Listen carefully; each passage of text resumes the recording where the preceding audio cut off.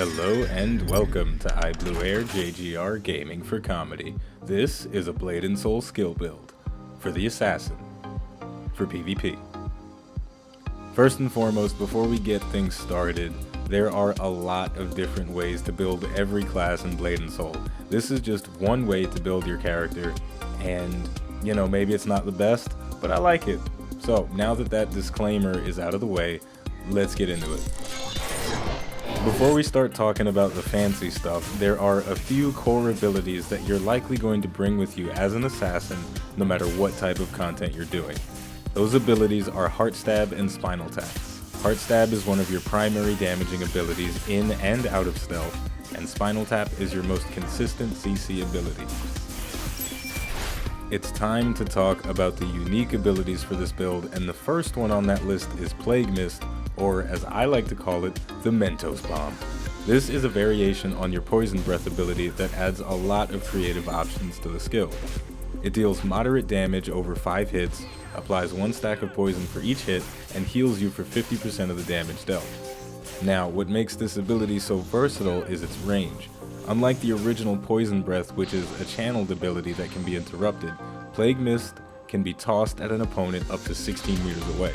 It isn't perfect though. If you're fighting someone who's remotely competent or even just awake, they're gonna walk out of the green and avoid most of the damage. But you can chain Plague Mist with skills like Turning Leaf and High Wire Act to ensure that they take something close to the maximum damage this ability can do. Next up, we have one of my favorite assassin abilities in the game, Shadow Slash Form 4. It's a melee attack that deals big damage with a short cooldown, and unlike Heart Stab, it's always an instant cast. I use this ability whenever I'm out of stealth because it's damage, and damage is always good. Next up, we have Sidestep Left. This is a variation on Shadow Dance that transforms the ability into a mid-range gap closer.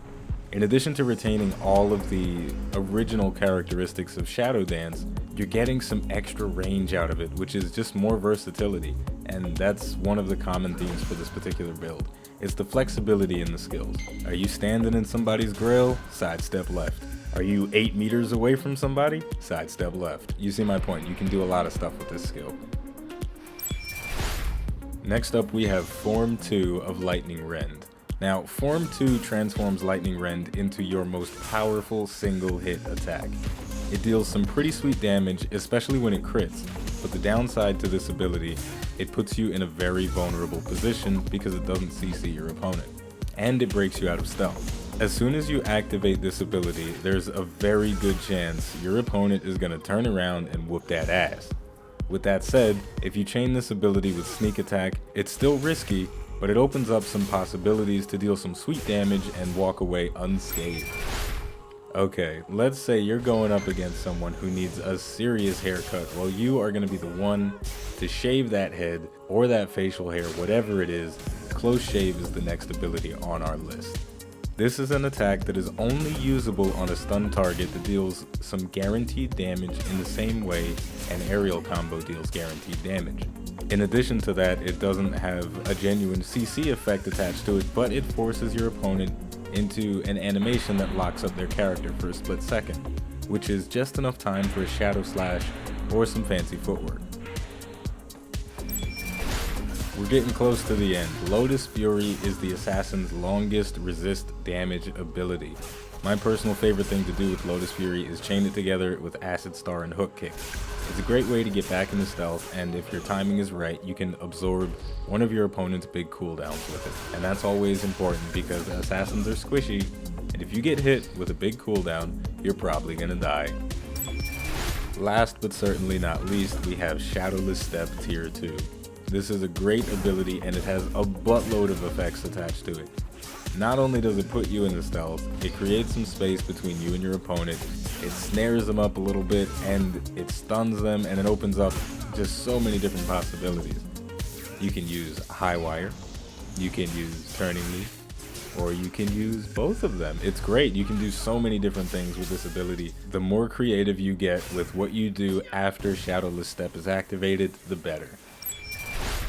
So there you have it, folks. These are the skills that I like to bring into PvP. Before we close out completely, a special shout out to Kuro-kun. He asked me to make this video the other day. So as you can see, ask and you shall receive sometimes on iBluairJgR Gaming for Comedy. We aim to please over here, okay? I like to make the stuff that you like to watch. So if you got special requests, then just ask and I'll probably try and do it.